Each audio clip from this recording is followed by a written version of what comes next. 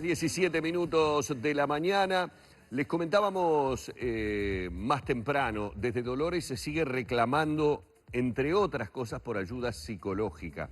Y bueno, era una muy buena oportunidad de que el doctor Alexander Lyford Pike, que habitualmente llega con diferentes temas, nos hablara un poco de estos traumas que sufren las personas, estas situaciones de estrés mayúsculo que para uno son prácticamente imposibles de imaginarlas siquiera, para entender un poco más de qué tipo de ayuda psicológica estamos hablando en el caso, reitero, de Dolores, que ya hace algunas semanas sufrió el tornado. Doctor, un placer tenerlo, buenos días. Buen día, Humberto, buen día, Danilo. ¿Cómo anda? Buen Buen día día a la teleaudiencia y un gusto estar con ustedes. Doctor, ¿qué es lo que se conoce, digamos, de la situación por la que pasan, en este caso, los pobladores de Dolores, que debieron sufrir un evento absoluto? A ver, es natural porque proviene de la naturaleza, pero es totalmente inusual. Claro. Sí, yo diría que son tres patologías fundamentales, que son la ansiedad, el estrés postraumático, que es típico después de unas situaciones tan amenazantes e inseguras como el tornado, y después la depresión. Ajá. Para hablar de la ansiedad, primero hay que hablar un poquito de lo que es la ansiedad normal, ¿no? Todos tenemos una ansiedad normal, que es la situación interior o psicológica ante algo nuevo. O si tenemos que dar un examen, o si vamos a tener un reencuentro con alguien, o vamos a salir de una situación nueva. Tenemos una ansiedad normal, frente a la cual uno se prepara. Está como aquel muchacho que vivía en Montevideo, estaba dando sus exámenes y venía perdiendo los exámenes y perdió el último, llamó por teléfono a su madre y dice: mamá, prepará a papá, porque voy para allí y sabés que perdí un examen. Papá preparado, prepárate tú, le dijo, ¿no? Claro. Entonces uno se puede preparar, digamos, ante una ansiedad normal. Pero después tenemos la ansiedad patológica, que es la que surge cuando uno vive el futuro de una manera amenazante. Entonces, cuando uno tiene una experiencia como la que tuvieron las personas en Dolores, tan traumática, es lógico que se sienta que puede pasar algo, ¿no? Que puede haber una amenaza que yo no pueda controlar. Entonces, es vivir el futuro de una manera amenazante. Claro.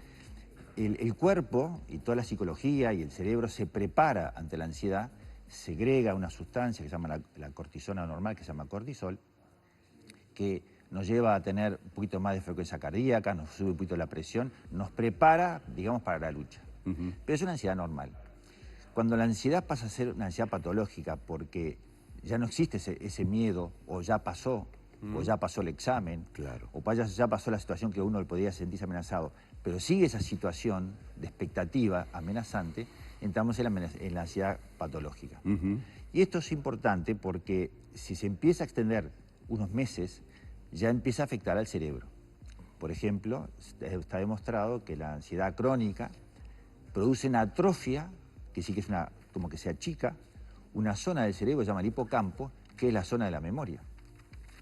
Entonces, en general, las mayores pérdidas de memoria de las personas es debido a la ansiedad. Ajá. Y después tenemos, ya más concretamente, lo llamamos al estrés postraumático. A eso iba yo, porque hemos escuchado en reiteradas ocasiones, luego de Dolores, hablar de, además de la afectación material, obviamente, Claro. y de lo sentimental y del impacto que ha causado en la gente, se habla ahora de estrés postraumático. ¿Qué es el estrés postraumático? El estrés postraumático es una situación psicológica que uno está viviendo el pasado de una manera presente. Entonces, uno Se está rememorando todo se el tiempo rememora, ese claro. episodio lamentable. Por ejemplo, aparece mucho en los sueños. Ajá. Empieza a aparecer la situación traumante en los sueños.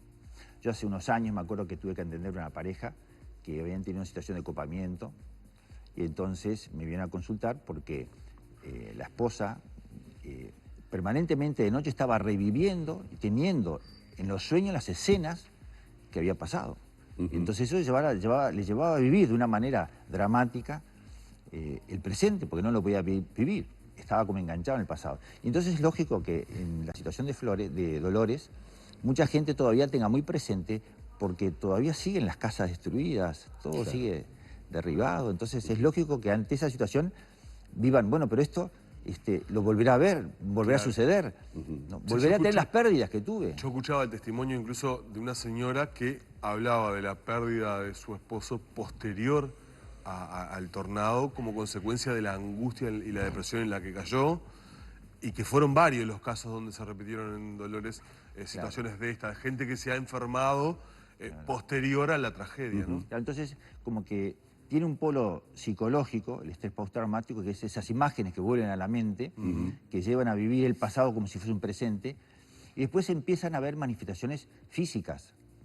Por ejemplo, taquicardia, dolor precordial, falta de aire, sensación de ahogo, o de repente que se le duermen las manos, o como que se le empieza a paralizar un miembro. Entonces son expresiones somáticas de la angustia, de esa ansiedad interior, ¿no? En el caso de los niños, y máxime tomando en cuenta, doctor, que bueno, fue conocido el caso de niños y adolescentes que estando en sus centros de estudios vivieron en conjunto, en colectivo, una situación como esta. Es todavía de mayor cuidado. Claro, en esos casos es muy importante que traten de colectivamente hacer una terapia, ¿no? Es decir, entonces ese mismo grupo que vieron volar pedazos de, yo qué sé, de chapas por el techo, ¿no?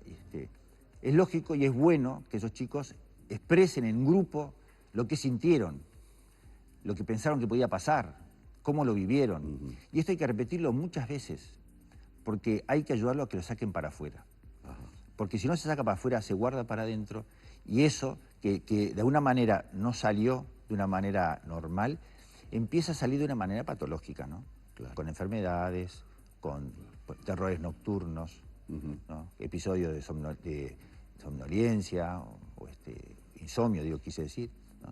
Quiere decir que hay que ayudar, que esto es también para los adultos, ¿no? Porque la mejor forma de curar al estrés postraumático es dar una medicina ansiolítica para bajar ese volumen de angustia interior que uno tiene, pero además es muy importante lo psicoterapéutico y lo psicológico.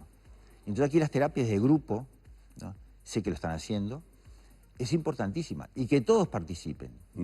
Que el colectivo que sufrió por esa situación y que vieron lo que estaba pasando, que cada uno diga lo que sintió personalmente, y que diga también cómo se sintió amenazado, qué pensó que iba a pasar, qué pensó que iba a suceder. Porque de esa manera la persona saca hacia afuera y comparte con sus pares que tuvieron la misma la vivencia interior, ¿no?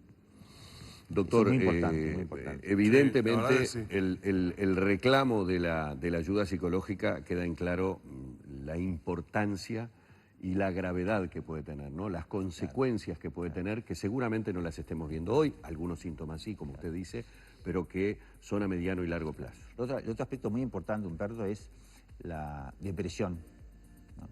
Cuando la gente empieza a sentirse triste, en fin, hay falta de esperanza, ¿no? Y esto se prolonga por unos días y decimos que estamos ante una posible enfermedad ya depresiva que hay que empezar a medicar cuando esta situación se mantiene más de 2 semanas. Si después de 2 semanas la persona sigue con falta de esperanza, con ideas negativas, con una desvalorización personal, empiezan a decir que no tienen ganas de vivir, o empiezan a decir que su vida no tiene sentido, pasadas ya 2 semanas hay que intervenir, ¿no? Intervenir desde el punto de vista médico y también intervenir desde el punto de vista psicoterapéutico, ¿no? Claro. Una buena advertencia la que nos ha realizado, doctor. Ha sido, como siempre, muy amable y muy claro. Muchas gracias a usted por invitarme. Por favor, hemos tenido nuevamente con nosotros al doctor Alexander Lyford Pike, en este caso hablando de una demanda más que importante, una alerta, ¿no? Hay una luz que yo diría que es bastante más que amarilla, yo diría que es roja, encendida con respecto a este tema en la ciudad de Dolores.